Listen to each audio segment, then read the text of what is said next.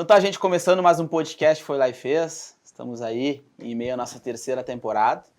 E hoje esse convidado aqui, para quem não sabe, eu e o Rafa, quando a gente começou a pensar em fazer o Foi Lá e Fez, lá na época que a gente estava começando a ter as nossas reuniões e pensando que a gente tinha que fazer o podcast, ainda não tinha nome, não tinha nada, era só uma ideia. A gente pegou uma folhinha de papel e a gente começou a colocar os nomes. Quem que a gente gostaria de conversar? E a gente colocou lá mais ou menos uns 15, 20 nomes. Esses caras aqui, a gente diz, mas esse cara não vai querer, esse não vai querer. E um dos nomes é esse cara que está do nosso lado. Então, pra gente é uma satisfação gigantesca. A gente sabe que a agenda dele é muito corrida. Ele está num novo ciclo aí, né, também de vida. Vai falar um pouquinho sobre isso. E como a gente sempre faz aqui, já agradecendo os nossos apoiadores e patrocinadores aqui, a KTO, a Fruc, a Orla e a Caderode, que está fazendo esse estúdio fantástico aqui pra gente. Convidar vocês a curtir aqui já esse episódio, se inscrever no nosso canal e compartilhar aí para mais pessoas. Gente, Rafa, apresenta aí. Eu tô pensando aqui, né? Tô vendo o livro aí em cima do que tu falou, que era um dos caras Lembra dessa lista? que a gente queria muito. Então já entra no papo de empreendedor, né? Empreendedores, acreditem, nós acreditamos. E hoje nós estamos aqui tendo a honra de entrevistar uma das pessoas mais importantes do nosso estado, que vocês vão poder, quem não conhece, vai poder conhecer um pouquinho mais. Já tenho o meu novo livro para começar a ler. Muita honra, muito obrigado pela sua vinda, pelo seu tempo principalmente. Está com a gente hoje José Galó, um dos caras gigantescos, que como eu falei, já não vamos cansar de elogiar o senhor é uma referência para nós. Obrigado. O senhor é uma referência para o nosso estado. Eu me arrepio de estar tendo a honra de estar com o senhor. Muito obrigado. Eu que agradeço, espero contribuir aí para a bela obra que vocês estão desenvolvendo, que é distribuir conhecimento. Né? Conhecimento é algo que não é algo material, mas, por outro lado, é algo indestrutível, é algo que fica. Né? Você dá um presente para alguém, daqui a pouco, se é algo material, pode quebrar ou pode gastar. Conhecimento, não. Conhecimento sempre fica, né? É indestrutível. É verdade. Começou. É verdade. Galó, não podemos começar de outra forma que não seja falando sobre esse tema que ele te acompanha a vida inteira ou ao longo da tua carreira surgiu isso, né? Queria que tu falasse um pouquinho para ti o que representa essa questão do encantamento do cliente, né? Em que momento que isso veio, né, fazer parte da tua jornada e o que tu considera, né, um encantamento?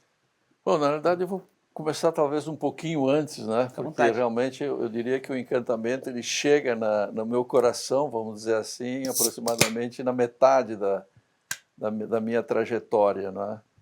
Mas eu, quando estou falando assim, eu sempre gosto muito de, em 3 minutos, né? Eu sou aqui de Galópolis, meu avô que fundou Galópolis ali, um lanifício e tal, de Caxias do Sul. E eu sempre quis ser engenheiro. Né? E então, aqui na minha época aqui nós tínhamos só a Universidade Federal do Rio Grande do Sul e a PUC. E eu me preparava para o vestibular e estava no terceiro científico, que hoje em dia se chama o terceiro grau. Terceiro grau, né? Mas sempre era interessante pelo seguinte, né? Porque em cada matéria que a gente tinha, química, física, matemática, o professor ele te dá o livro-texto. Né? Eu pegava o livro-texto, tudo bem, depois ia na livraria da cidade, lá em Caxias, e comprava outro livro daquela matéria, porque eu queria saber mais do que estava naquele livro, que era o livro-texto da matéria. Né? E então eu comprei um livro de química, eu gostava muito de química, seria ser engenheiro químico, né? E aí quando eu estava esse livro comprado, eu fui dando uma olhada, fui estudando e aí tinha um problema que tinha caído num vestibular na Poli. Aí eu perguntei para um professor o que é Poli USP. Poli USP é a Escola Politécnica de Engenharia, que é a melhor escola de engenharia química do Brasil. 2 segundos depois eu disse, então é lá que eu vou fazer vestibular. Eu tinha ido a São Paulo, acho que uma vez, não tinha nem ideia da dimensão de São Paulo, mas tem alguma coisa melhor, eu vou fazer lá. Fiz o meu vestibular aqui na URGS. Imagina, pessoal, era o que tinha. Sim. Passar na URGS era o máximo dos máximos, né? Claro. Fiz lá, passei, tranquei a minha matrícula e fui para São Paulo, para fazer vestibular, para fazer na Poli, né? Aí começa assim, né? Poxa, a pressão que eu sofri da minha família, que é isso? Que loucura! A pressão que eu sofri dos meus amigos, que é isso? Que loucura, né? E eu disse, mas é isso que eu quero. Inclusive, eu tinha uma namorada, estava apaixonado, então era emoção para todo lado, querendo me segurar aqui. Sim. Não, mas eu vou em busca do que eu acho que é interessante e vai dar tudo certo. Cheguei lá, um nível de estudo assim muito forte, uma concorrência brutal enfim, para você conseguir chegar na Poli, que era um dos vestibulares mais difíceis do Brasil. E eu vou fazer um rápido resumo, porque a gente não tem muito tempo.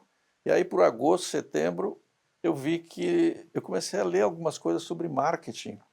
E eu disse, puxa, e eu também já estava meio química, física, não sei se é isso que vai me fazer feliz nessa vida.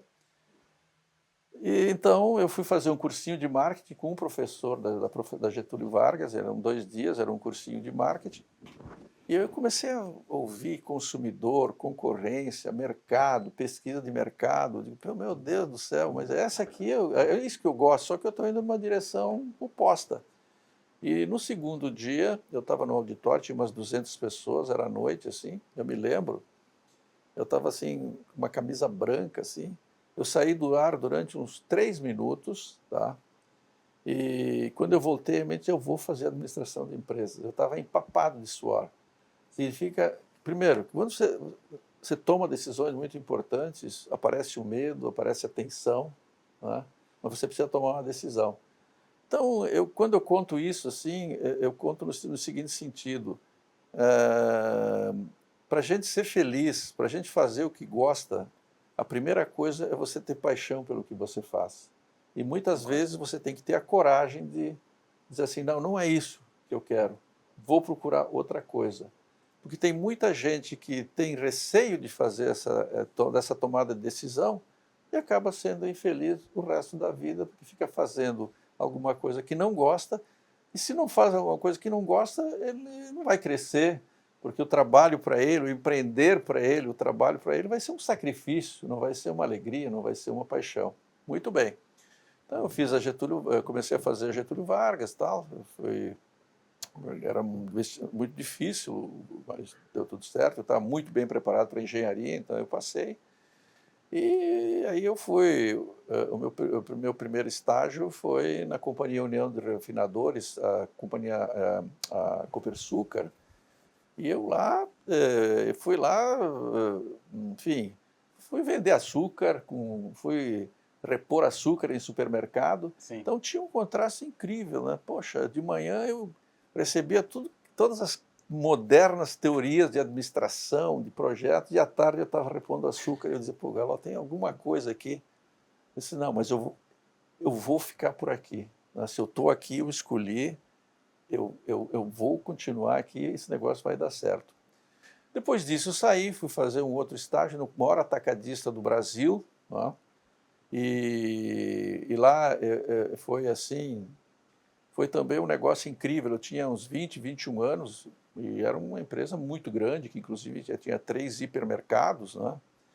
E eu fui recebido lá assim, né? Hoje, por exemplo, eu sei que lá na Renner, por exemplo, quando aparece alguém assim, aparece o kit boas-vindas, recebe um filme da empresa, um vídeo, maravilha e tudo mais, né? O meu bem-vindo lá foi com o vice-presidente da empresa. Ele me apresentei lá 1h30 da tarde, né? Ele chegou, estava numa salinha, tinha uma salinha, ele entrou. Eu acho que ele não me disse boa tarde, né?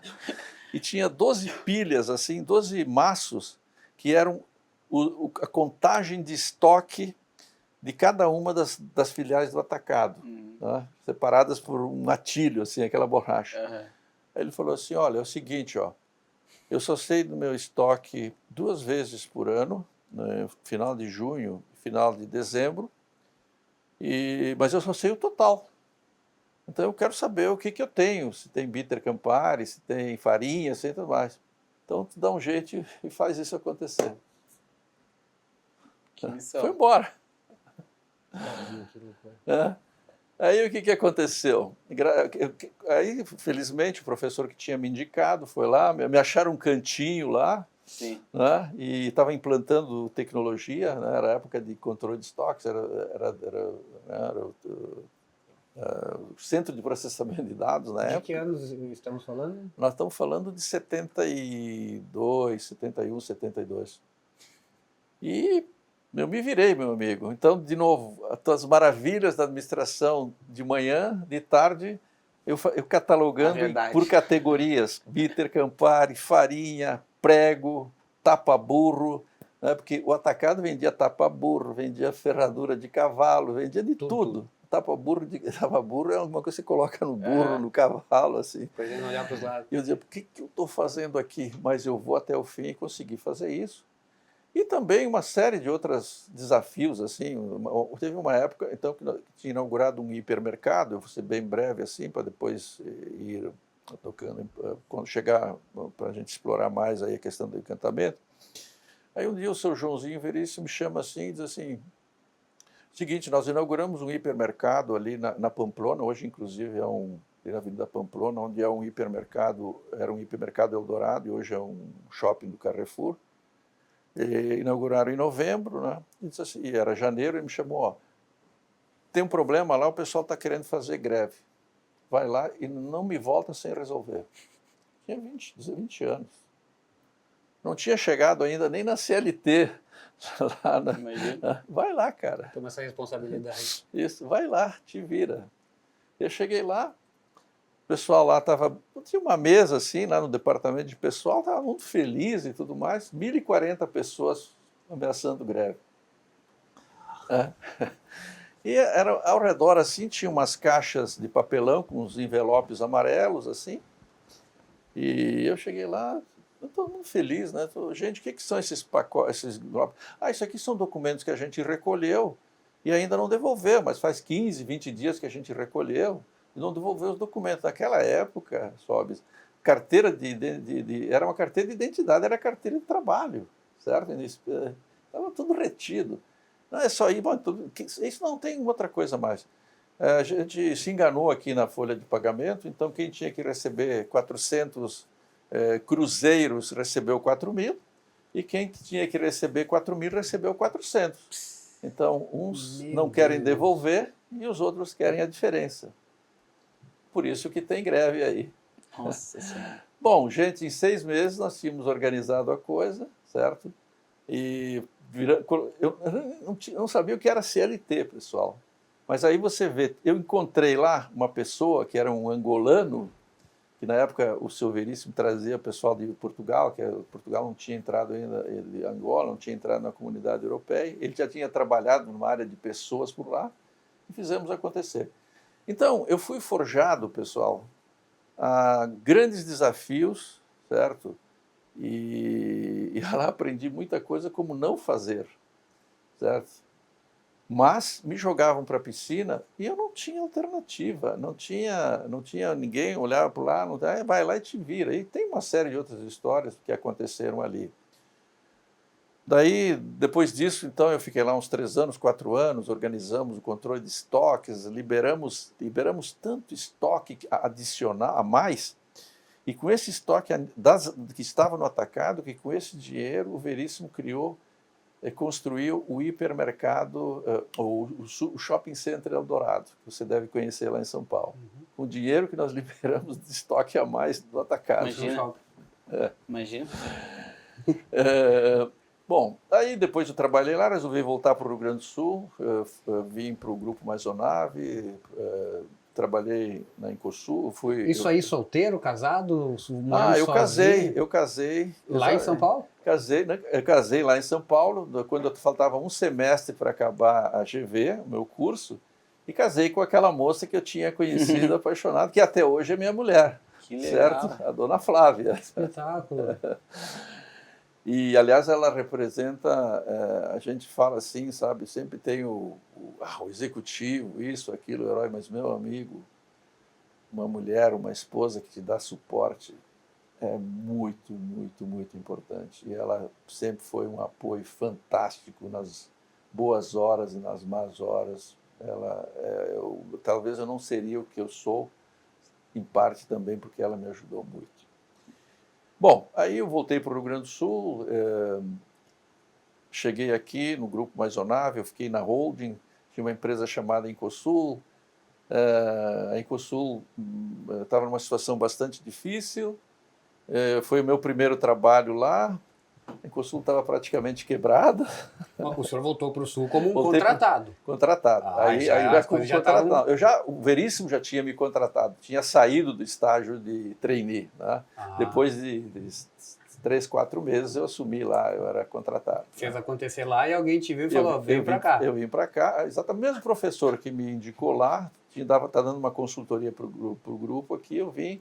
Eu não vou contar essa história toda, mas enfim, a empresa estava quebrada, recuperamos e tudo mais, e tem uma longa história que está aí no livro, mas Vamos lá. eu prefiro a gente avançar agora, senão não temos aí tanto tempo. Daí eu saí da Incosul, eu tive meu negócio, eu sempre, desde o primeiro momento, 19, 20 anos, eu ia todo ano para os Estados Unidos para conhecer varejo.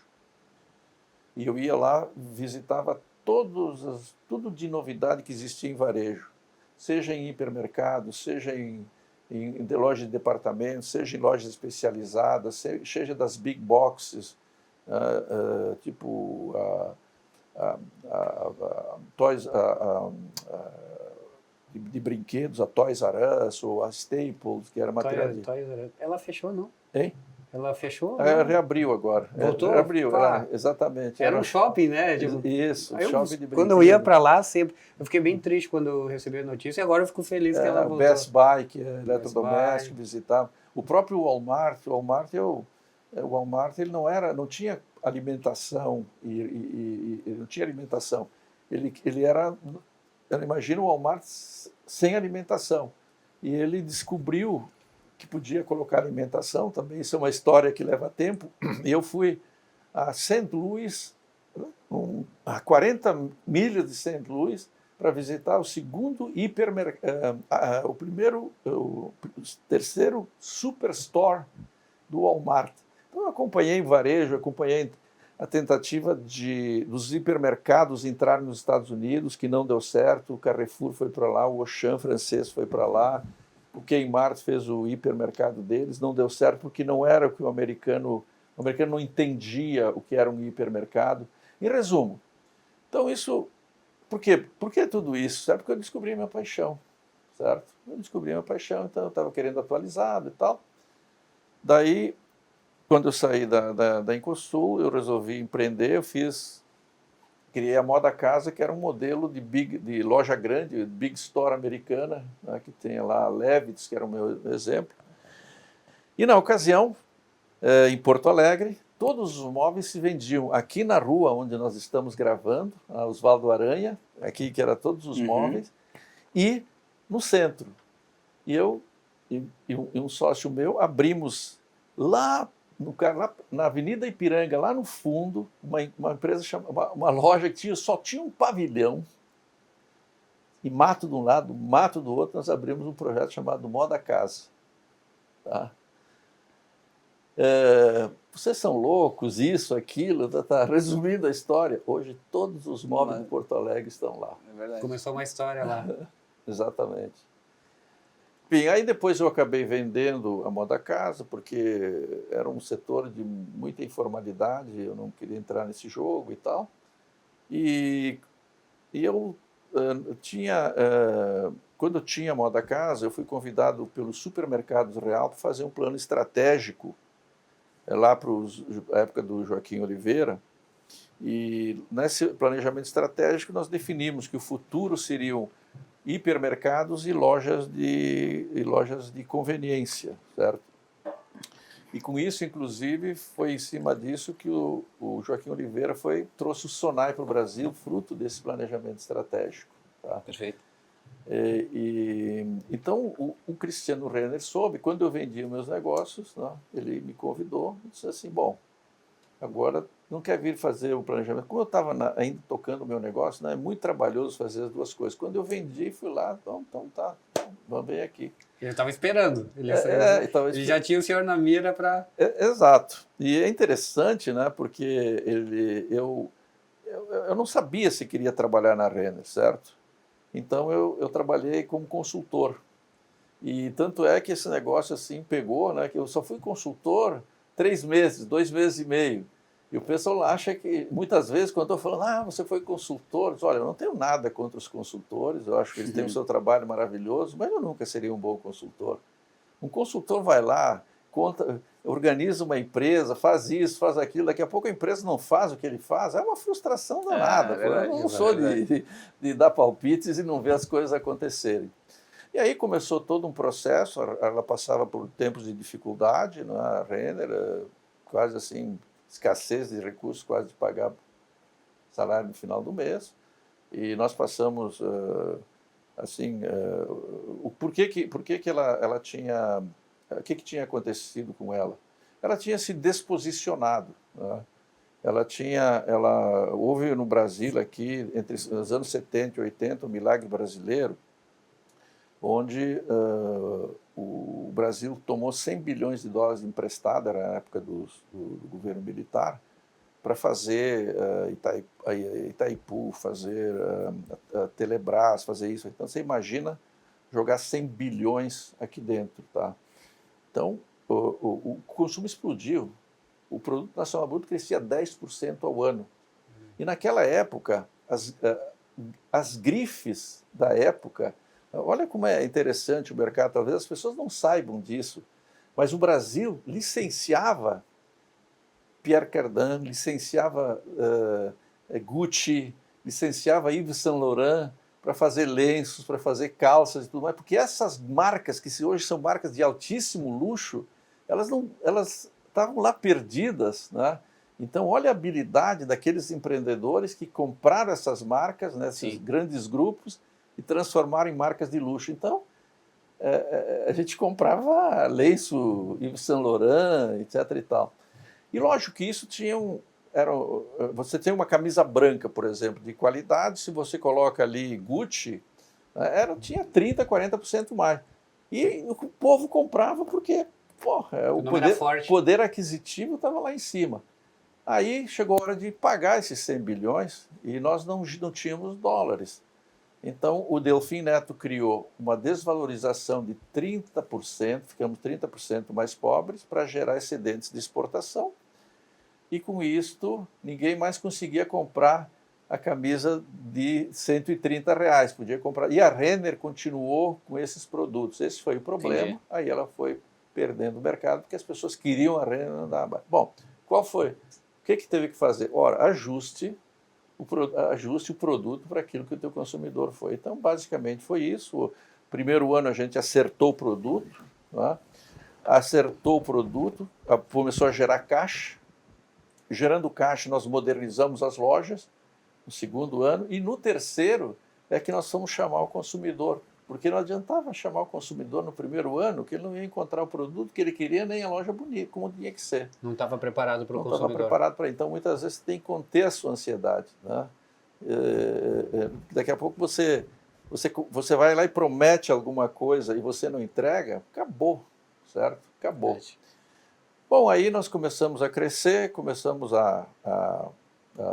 estabilizamos a empresa, fizemos um plano estratégico. Quando eu entrei, fiz um plano estratégico para estarmos na região sul. E aí realmente fomos começamos a avançar em direção à região sul, fomos a Florianópolis, depois a Curitiba. Mas eu acho que a parte mais importante é o seguinte: em 95, por aí, 95, 96, 95, agora nós vamos definir a visão da empresa e os seus princípios e valores, certo? Porque toda empresa precisa ter seu propósito, sua missão e os seus princípios e valores. Não adiantava fazer isso no segundo ano, nos 2 anos iniciais, não tinha Sobrevivendo, tempo para isso, Sim. certo? Você imagina um barco afundando Sim. e o comandante vai fazer uma reunião para definir princípios e valores, etc. e tal. Né? Então, nós começamos exatamente porque começamos a definir qual era a cultura que nós queríamos para que a empresa tivesse, né? E quando nós estávamos fazendo assim a visão da empresa, é que aí você começa a falar de consumidor e tal, você precisa definir, e o pessoal começou, nós temos que satisfazer o consumidor. Né? E aí digamos assim, que eu já tinha amadurecido o conceito do que é satisfação dos 20 anos que eu trabalhei com consumidor. Perfeito. Eu digo, vamos levantar essa barra. Né? E eu acho que vai chegar um momento que talvez a satisfação seja todo mundo dê satisfação. Nós temos que dar mais. Né? O marketing tem uma definição de marketing, que marketing é um processo de igualação. Quando o consumidor tem necessidades e desejos, você dá isso para ele. Não queremos isso, nós queremos dar isso. Então, nós queremos dar mais do que ele espera. Tá? Ok? Então, nós vamos chamar isso de quê? Vamos chamar isso de encantamento, que é exceder, é superar as expectativas do cliente. Muito bem? Daí definimos todos os princípios e os valores. Né? E os princípios e valores são aqueles, né, que a valorização das pessoas, uma empresa justa, queremos que todos ajam como donos do negócio, independentemente da posição que ocupem na empresa. É uma empresa que pode errar, não tem problema que erre, desde que errando aprenda. Né? Porque quando a gente fala da cultura, né, de uma empresa, a forma mais fácil que eu achei assim, para definir a cultura é a prática dos princípios e valores. Né? A prática dos princípios e valores. Só uma pergunta. Quando foi definido, né, que uma das missões da Renner não seria satisfação, mas seria encantamento, isso já era uma cultura da empresa ou isso foi tipo um objetivo? Vamos colocar isso e é isso que nós vamos mirar daqui para frente? Boa pergunta. Não, eu diria que a empresa talvez estivesse na satisfação até um pouquinho abaixo. Perfeito. Né? Porque ela realmente tinha perdido um pouco da satisfação, até porque ela passou 7 anos com problemas, né, problemas de estresse, de falta de mercadoria, uma série de coisas nesse sentido. Então, aí vem a história toda, não é? Você tem que implantar isso. Né? Na época, nós éramos 800 colaboradores e 8 lojas. Hoje, nós somos 22 mil colaboradores e quase 600 lojas. Então, como é que...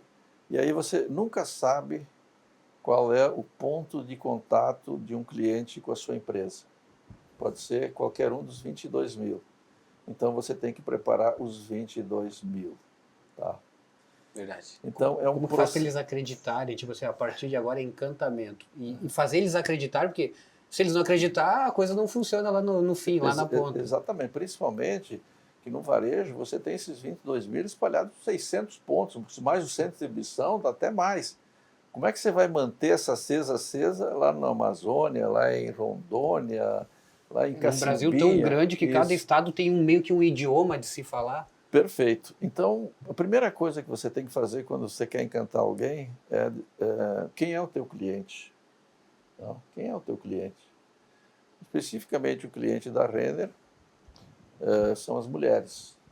As mulheres até hoje, na época, até hoje representam 75%, 80% das vendas, né? Porque a mulher ela compra para ela, compra para os filhos e compra para o marido.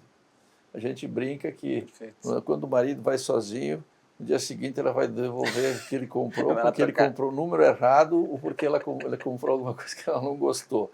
Então você tem que ver. Né? É então você tem que falar com o seu cliente, não necessariamente o seu usuário. Né? O usuário também é o homem. Você nunca, em toda a comunicação da Renner, sempre teve focado na mulher, mas sempre tem o homem. Nós não somos excludentes. Tá? Então você tem que conhecer o o que ele quer. Bom, tem que conhecer quem é o teu cliente e o que ele quer. Bom, na época, 20... Na época, nós estamos falando aí de 1993, 94, nós tínhamos assim 38% das mulheres trabalhavam, né, percentual de mulheres que trabalhavam. Depois, hoje nós estamos ao redor de 60%, 62%. Tá? Então, é uma mulher que trabalha, né, é uma mulher que trabalha, é uma mulher que cuida da casa, é uma mulher que cuida dos filhos, e então o fator crítico delas é tempo.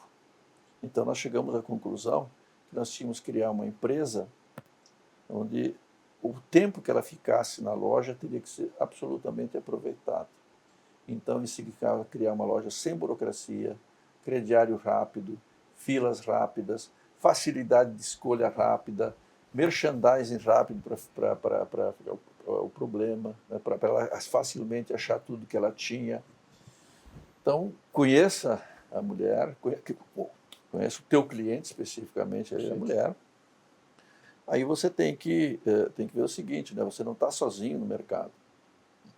Tem lá várias lojas que querem também, são seus concorrentes. Então você tem que conhecer os seus concorrentes. Tá? Como diz o Sun Tzu, se você conhece a si próprio e não conhece o seu concorrente, você ganha uma batalha e perde outra. Se você não conhece nem a você próprio, nem quem é o seu cliente, nem o seu concorrente, você vai perder todas as batalhas. Se você conhecer o seu cliente, conhecer a si próprio e conhecer o teu inimigo, o teu concorrente, você vai ganhar todas as batalhas. Então, essa história assim, você tem sempre o concorrente, você tem o cliente, mas ali rondando você tem a concorrência que vai ser tua comparação. Então, você tem que fazer o melhor que os outros estão fazendo. Tá?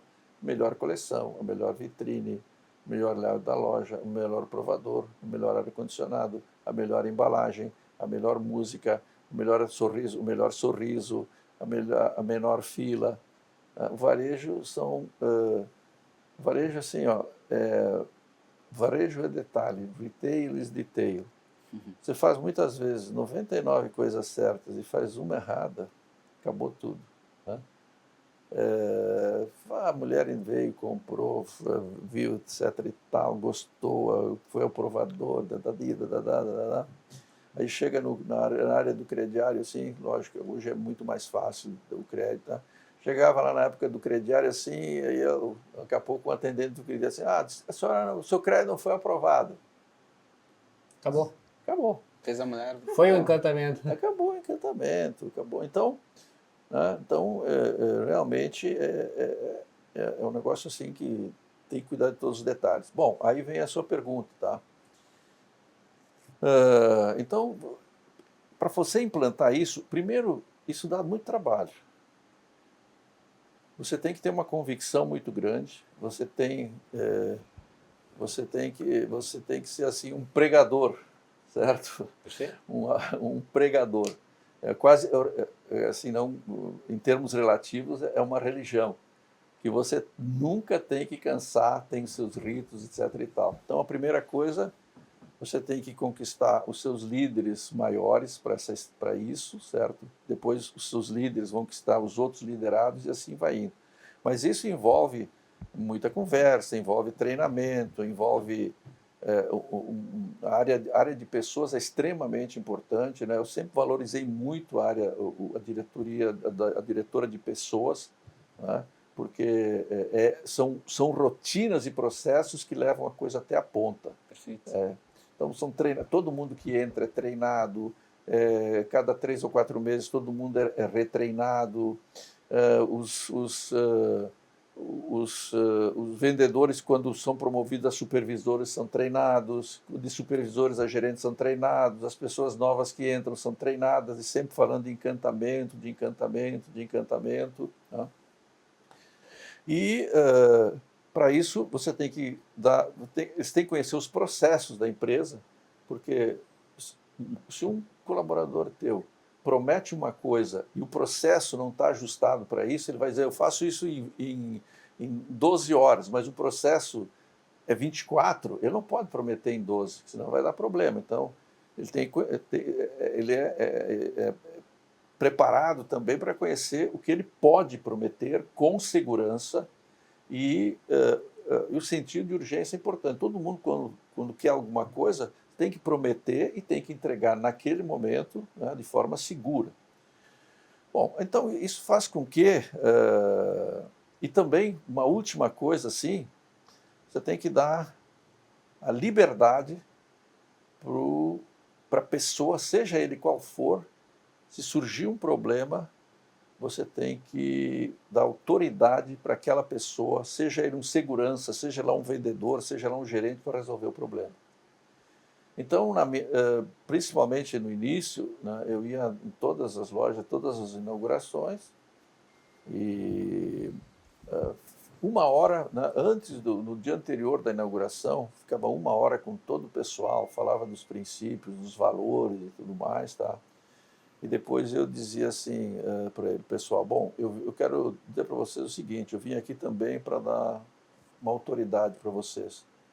Vocês, se a Renner algum dia criar um problema para um cliente, vocês estão autorizados a pegar o dinheiro do caixa da empresa para resolver o problema.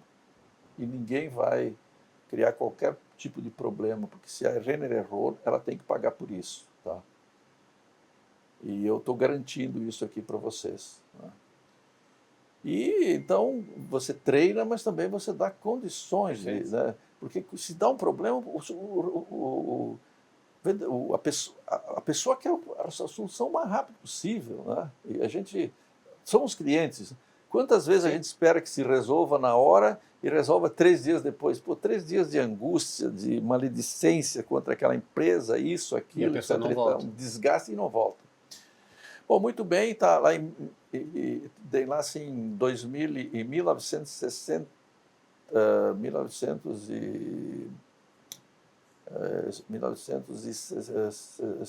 estou falando de 92, 95, né? 96 que a gente implantou tudo isso e começou todo esse trabalho e tal. Um dia entra uma senhora na nossa loja do Iguatemi de Porto Alegre e ela foi buscar um smoking que tinha deixado, que o marido tinha comprado e tinha deixado para ajustar o smoking.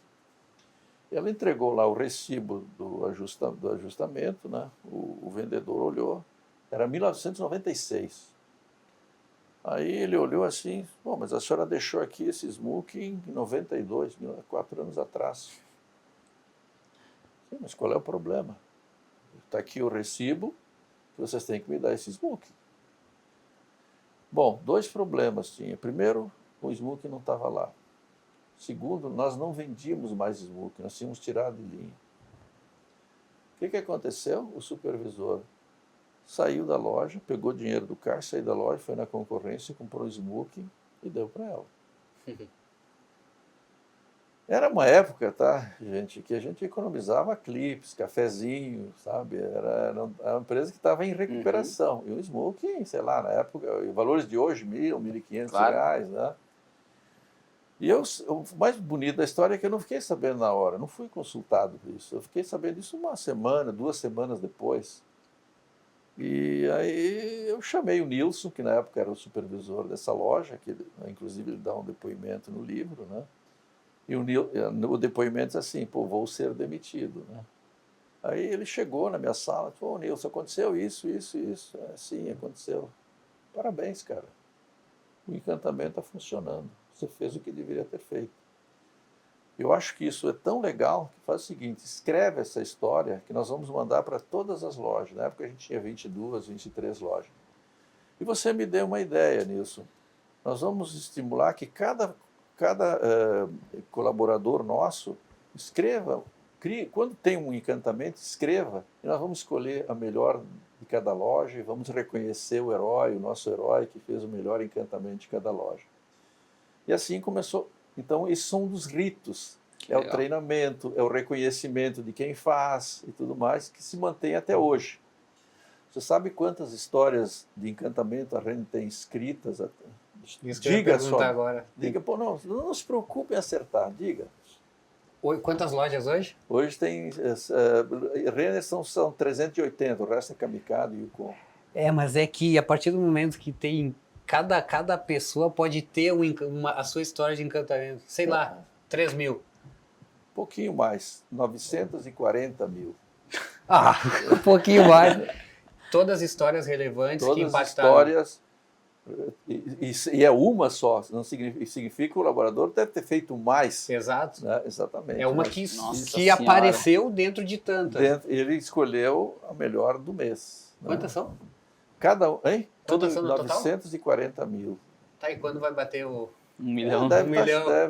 estar logo. É só atualizar, né? Exatamente. E é legal, né? Porque aí todo mundo se sente pertencente, todo mundo quer ajudar, tem essa autoridade para resolver. Isso. E aí vem uma história, essa história linda, 4 anos depois, se resolveu o problema. Isso aí chancela, tipo assim, ó, tá carimbado, isso é uma história bonita. Isso. E aí replica, né? E todo mundo vai querer ter a sua história. Exatamente. E até hoje, então, se escolhem as melhores histórias das lojas. Hoje, óbvio, se escolhe a melhor história da regional. Hoje deve ter 18 regionais.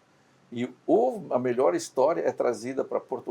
O que criou, que construiu a melhor história, é trazido para Porto Alegre, onde tem uma cerimônia, onde vão os diretores, ele recebe um reconhecimento. Que legal.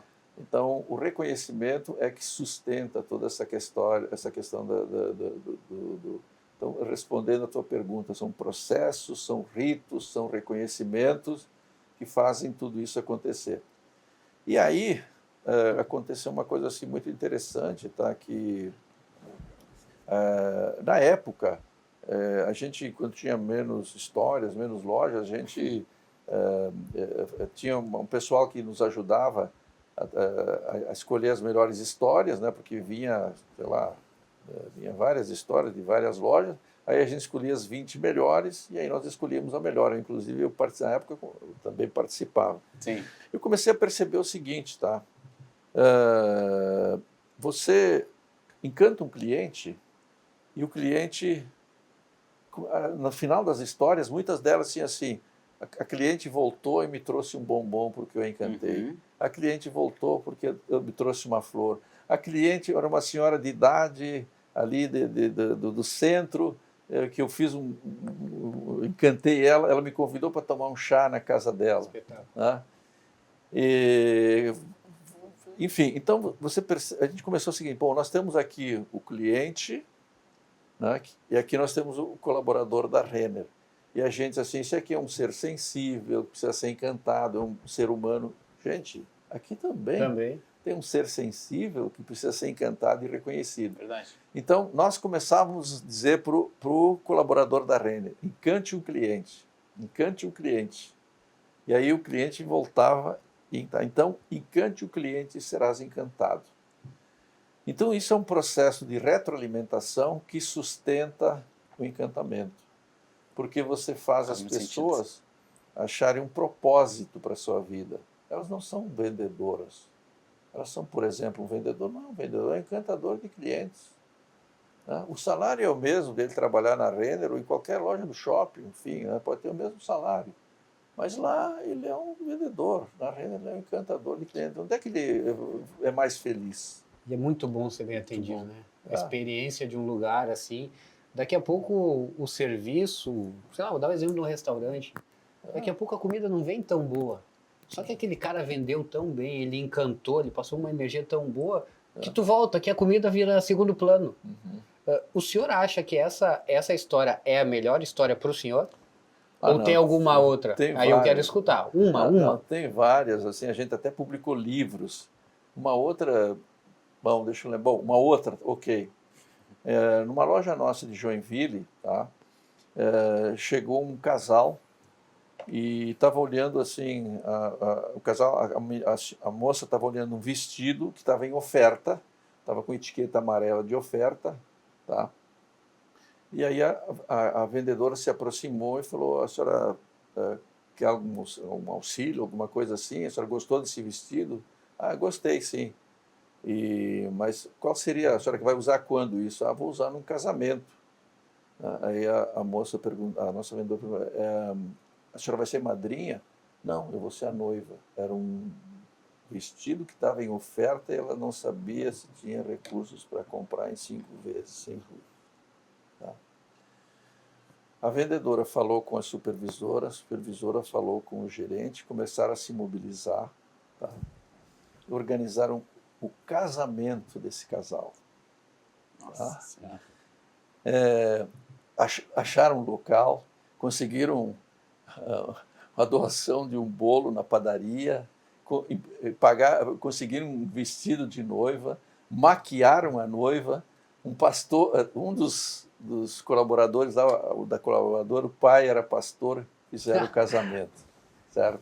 Que lindo isso. A Renner não vende casamentos, pessoal. Mas isso é parte do Só encantamento. faltou fazer o casamento dentro da Renner. Exatamente. Não, ela foi maquiada e depois ela saiu da Renner de vestido Pronta. de noivo, pronta, e aí depois o casamento foi... E tudo no mesmo dia que ela foi comprar, ela já saiu pronta para o Não, casamento? não, Teve um tempo, teve aí uma se estrutura. organizou, teve um tempo para organizar e legal. tudo mais. Né? Nossa. Isso é encantamento. Então tem histórias mil, enfim. Né? Então é isso que eu acho que dá um sentido para essa vida, independentemente, né, Faz muito sentido. da posição das pessoas, né? Porque eu acho que a gente está aqui nessa vida para ser feliz, né? E 80%, 90% das pessoas, né, passam por essa vida. Quando a gente nasce, né, pessoal, a gente nasce com um potencial. O potencial é algo que precisa ser transformado em alguma coisa. Como o próprio nome diz, é um potencial. E 90% só usam 10% do seu potencial. Tá? Então, o sentido da vida, né, a felicidade da gente está ligado ao uso do potencial. De você usar esse seu potencial para fazer alguma coisa. Né? Então, isso, inclusive, o uso do potencial depende só de você. Né? Só que muitas pessoas, elas passam por essa vida, em primeiro lugar, uma felicidade medíocre, né? Coitados, que são 10% de felicidade. Então, eu acho que nós líderes, tá? Quando me perguntavam qual era a minha descrição de cargo, eu dizia, era maximizar o potencial de todas as pessoas da Renner, fazer com que elas usassem o seu potencial. Porque a felicidade nossa, ela está diretamente ligada ao que nós fazemos na vida. Certamente, se você fosse contar a sua história, tá, Sobis, você provavelmente, não sei onde é que você começou, mas estava usando 10%, 20% do seu potencial. Aí você decidiu que você queria avançar. Botar os outros 90 ali. Exatamente, né? Então, imagina só se você tivesse parado lá, e o que você seria, qual é o teu grau de felicidade, de realização, e qual que você fez isso Principalmente as pessoas os negativos, né? Não vai dar, não vai. Isso não existe, isso não acontece. E é acreditar, né? Saber do teu potencial, principalmente para não botar toda a energia em uma coisa errada. Exato. E a partir do momento que tu sabe o que tu tem, vai atrás. Tem espaço para todo mundo, dá. E esse é o legado que o senhor quer deixar? Qual que é o legado que o senhor quer deixar? Não, o legado é o seguinte, né? O uso do potencial, ele depende de cada um de nós. Não adianta você terceirizar a culpa, mamãe não deixa, papai não quer, meu marido não deixa, minha esposa não quer, etc. Dá para você ser feliz, ter uma família, certo? Mas a decisão do seu potencial é sua, exclusivamente sua, depende de você. Então... não bote culpa nos outros. Não adianta terceirizar a culpa de que você não está usando o seu potencial por causa de alguém. Tá? Então é isso, quer dizer, faça a coisa com paixão, encontre a sua paixão. Eu acho que normalmente não é fácil você descobrir a coisa que você gosta de primeira. Então você tem que ter a coragem de dizer assim, não, eu não quero isso, eu vou partir para uma outra, eu vou achar o que eu gosto. Né? E aí, achando o que você gosta e colocando toda a sua energia em cima daquilo que você gosta, você vai ser... Né? Eu quando estava no cursinho, lá o cursinho Ângulo que estava fazendo lá em São Paulo, o cursinho chegava e ele sempre trazia profissionais, então trazia arquiteto para dizer como é que era a arquitetura, engenheiro mecânico para ver como é que era a profissão, né, porque a gente estava se preparando para o vestibular. Uma vez ele trouxe um engenheiro automobilístico, né, e aí ele falou um negócio assim, olha aqui, gente, vocês sabem o que vocês querem da vida? Vocês querem mesmo ser engenheiros? Olha, se você gostar de jardinagem e não quiser fazer, vai criar uma empresa de jardinagem, porque você vai gostar, você vai transformar melhor do bairro, a melhor da cidade, a melhor do país, certo? Porque você vai estar fazendo o que você gosta. Né? Então, são essas coisas. E aí, sabe, a gente transita por aí, conhecemos muitas empresas, vocês conhecem muitas empresas, a gente tem essa oportunidade, né? Exato. E, infelizmente, eu tenho que dizer para vocês que eu acho que nem 10% das empresas aplicam o encantamento, aplicam o profundo conhecimento do cliente. Exatamente essa pergunta eu queria fazer, porque nós já estamos indo no final do tua agenda, a gente, né, não quer abusar muito. Eu quero fazer uma pergunta e eu sei que o Rafa tem uma pergunta que ele quer fazer também. A gente tem aqui centenas, milhares de empresários estão escutando, que é a galera que gosta de ouvir nosso podcast, gosta de aprender, e é de diversos nichos. Né? Então tem gente de tudo que é tipo de mercado, do varejo, da indústria, enfim. O que tu diria que eu posso aplicar dentro da minha companhia hoje, ou quem está ouvindo pode aplicar, para colocar essa cultura do encantamento? Talvez muitos que estão ouvindo aqui podem estar com as suas empresas estabelecidas, como muitos estão, como tu acabou de dizer. Existe uma oportunidade muito grande de trazer essa cultura para dentro, e eu acho que isso, né, vem de cima para baixo, vamos dizer assim, tem que ser algo de quem está liderando a empresa, de conseguir criar isso. Tu mesmo falou que lá na Renner, quando se criou isso como um padrão, ainda não era, né? Então foi vários estímulos, várias atividades que foram feitas para que hoje tivesse 960 mil histórias, né, de encantamento de cliente. O que eu posso fazer hoje, daqui para frente, não hoje, né, que não se resolve num dia, né, mas daqui para frente, para colocar essa cultura de encantamento?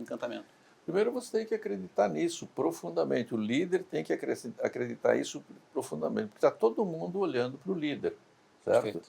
Então eu tenho a tendência, muitas vezes, a gente se apaixonar pelo produto e não pelo cliente. Né? E aí você faz o melhor produto, etc e tal, tá bom, agora, depois que você vendeu o produto, eu sou uma indústria de autopeças, eu vendo, enfim, não autopeças, mas de peça, eu vendo para alguém. Quanto tempo você passa nos seus fornecedores, lá onde está sendo aplicada a sua peça, conversando com quem está aplicando a sua peça, o que pode melhorar, o que não pode melhorar? Né? Quanto tempo uma startup ela se aproxima do cliente, fica lá um dia, 2 dias conhecendo o cliente, conversando com o usuário? Né? Isso dá trabalho. Com certeza. Isso dá trabalho. Eu posso dar o meu exemplo, toda sábado e domingo eu passava nas lojas, certo? Eu ia, no mínimo, 3 ou 4 lojas, certo? E aí eu via, batia fotos, falava com as pessoas, começava falando com os vendedores, porque o vendedor é o que está ali com a mão na massa. Ele muitas vezes sabe mais que o gerente. Não, isso aqui não serve, esse botão não está legal, as pessoas não estão comprando isso, não estão comprando daquilo. Então eu visitava 3 lojas, 4 lojas, era o meu Lexotan, certo? Aí eu me acalmava, porque eu fui às lojas e tudo mais, aí eu descansava o resto da semana. E era um negócio assim, né, obcecado. Viajava, a gente é uma empresa de capital aberto, viajava para o exterior, etc. e tal, ia visitar lojas, trazia novidades. Eu ia para São Paulo a trabalho, investidores, eu ia visitar as lojas. Então, realmente é o que tem que fazer. Perfeito. Né?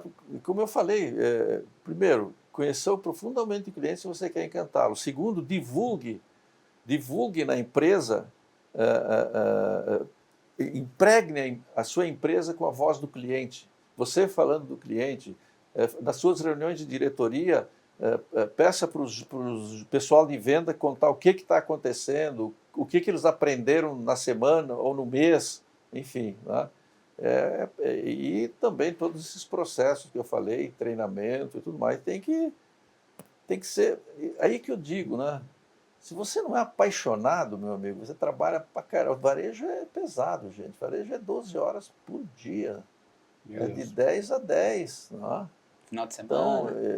Não tem dia, né? é muito detalhe, é isso aqui. Então, você trabalha pra caramba de segunda a sexta, você ainda sexta e sábado dá uma passada em loja, mas quem faz isso vai ter a sua recompensa e vai ser feliz. E vai Perfeito. construir uma empresa diferente Perfeito. e vai ser reconhecido por isso. Ou seja, Porque faz o que os outros não querem fazer. exato. E seguir evoluindo, né? Como o senhor falou, viajar.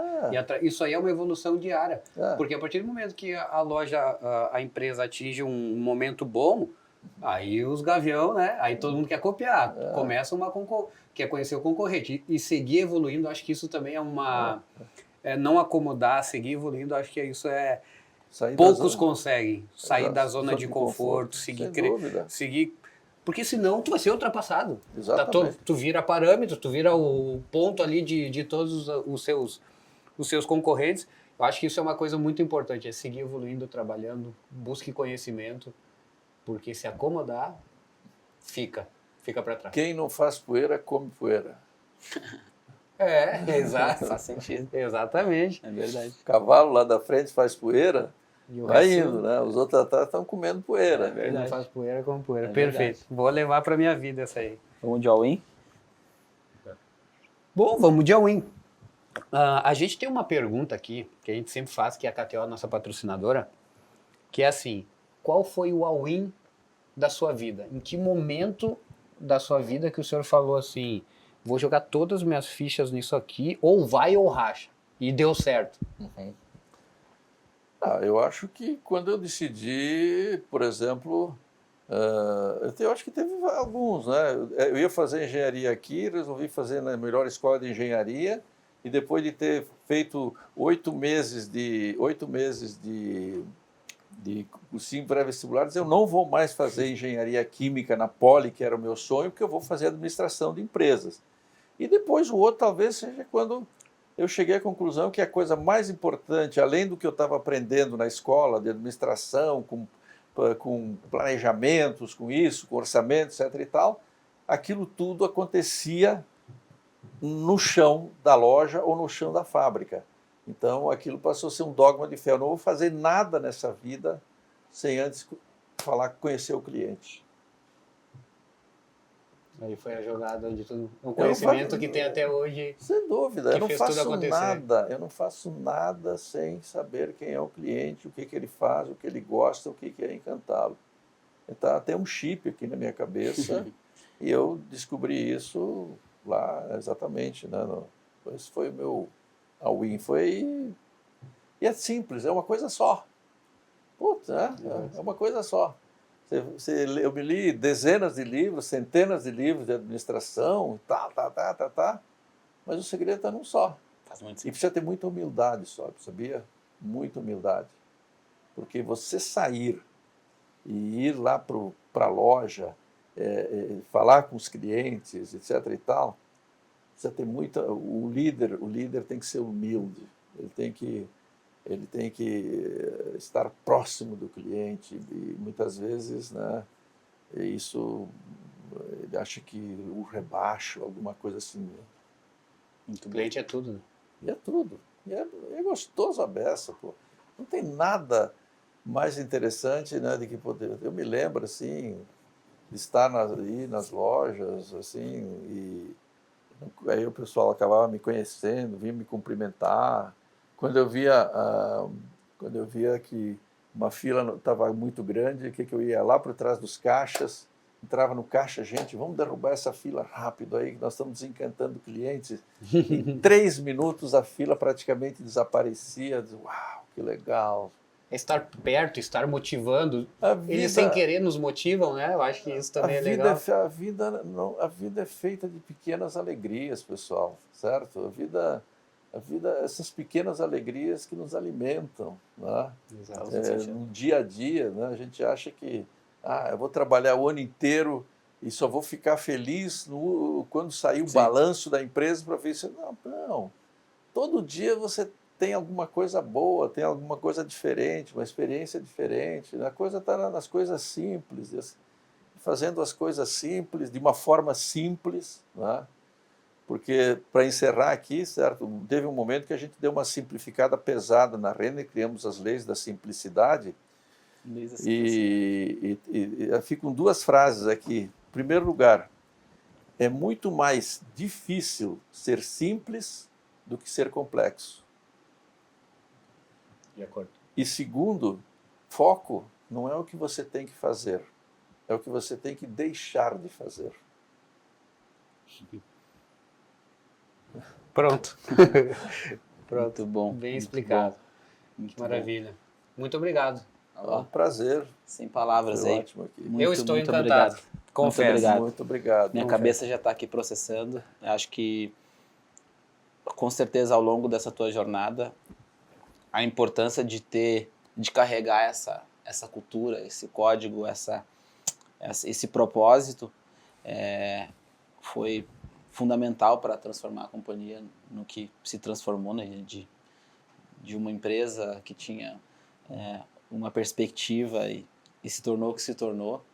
Com certeza isso faz todo sentido e acho que isso é aplicável para qualquer empresa, né? E para qualquer tipo de profissional. Acho que encantar pessoas vai de todo mundo, né? E isso mexe, desenvolve as pessoas, né? A gente... É aquela questão da compaixão, de tu saber que do outro lado tem alguém que espera um tratamento honesto, sincero, saber que todo mundo tem seus dias ruins e bons, mas ser gentil é todo dia, tratar bem é todo dia, né? Encantar é Se todo cercar dia, né? de pessoas que se identifiquem com esse conceito, certo? Perfeito. Isso É é. isso aí. E sensacional. Muito obrigado aí pela aula aí que deu pra gente aí como um todo. E quiser trazer uma mensagem aí pra galera que tá ouvindo aí, fica à vontade. Não, pessoal, eu acho que a gente falou, segunda não poderia ser diferente, a mensagem final é exatamente que a gente está aqui para ser feliz, né, para achar o que a gente gosta, e o que a gente gosta é o que nos movimenta, que faz a gente usar o potencial. E, enfim, então, a vida é curta, nós só passamos por essa vida uma vez, né? Então vamos aproveitar todos os momentos para sermos construtores de felicidade, construtores de encantamento e fazer boas coisas aí. Muito obrigado, então, pelo convite. Isso aí, né? É isso aí. Ótimo. Obrigado para quem esteve com a gente. Mais uma aula. Como que é, Zeno? Inscreva-se no canal, compartilhe. Eu acho que a gente está podendo, de uma forma ou outra, aí, ajudar muitas pessoas, né, que estão aí do outro lado, que estão pensando em desistir.